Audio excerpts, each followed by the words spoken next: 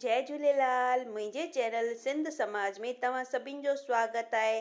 पंहिंजी मिठड़ी ॿोली सिंधीअ में मां तव्हां लाइ खणी आई आहियां कारकत महीने जी कथाऊं।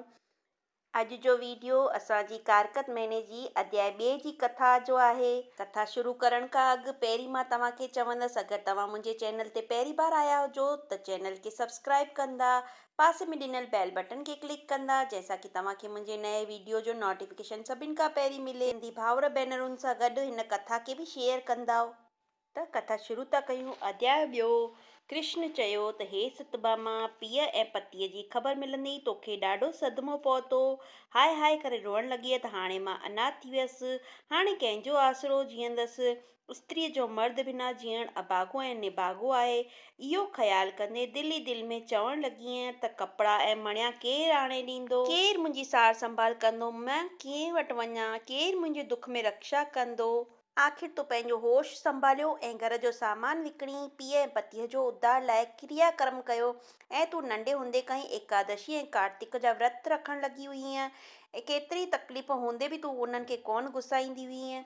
जॾहिं सूरज तुला राशि में अचे थो तॾहिं कार्तिक जो व्रत शुरू करणु घुरिजे ऐं प्रभात वेले सनानु करे दान पुण्य करे तुलसीअ जी पूॼा कजे, मंदिर में ॾीओ ॿारिजे, राति जो जगरातो कजे, सदा सच ॻाल्हाइजे, कूड़ कॾहिं न ॻाल्हाइजे, देवता जो चरना अमृत वठिजे। ईअं तूं कंदी रही आहीं, पर तोखे हिकु भेरे बुखार अची वियो, पित्त वाह ऐं कफ अची गॾु थियई, जंहिं करे तोखे ॾाढी तकलीफ़ थी।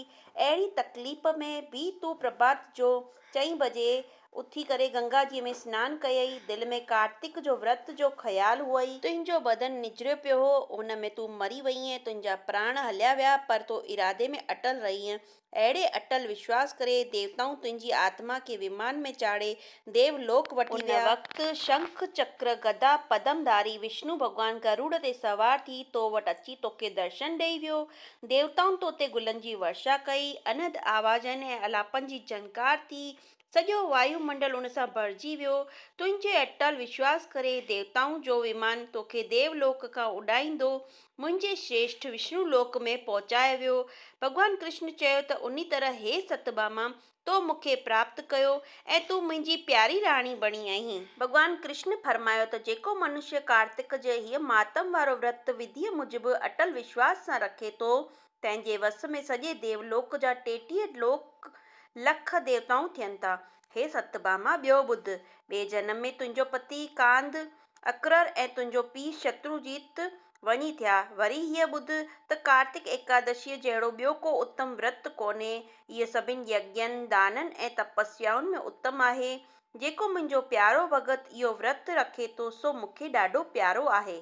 भॻवानु कृष्ण जा अहिड़ा प्यारा ऐं मिठा वचन पंहिंजे अॻिए जनम जा ॿुधी सतभामा ॾाढी गदगद थियण लॻी ऐं मुरली मनोहर खे वार वार प्रणाम करे हिकु ॿियो बि सवाल कयो। इते श्री पद्म पुराण कार्तिक महात्म जो 2 अध्याय पूरो थियो। बोल श्री कृष्ण कन्हैया लाल की जय। वरी मिलंदासीं अध्याय 3 जी कथा सां गॾु।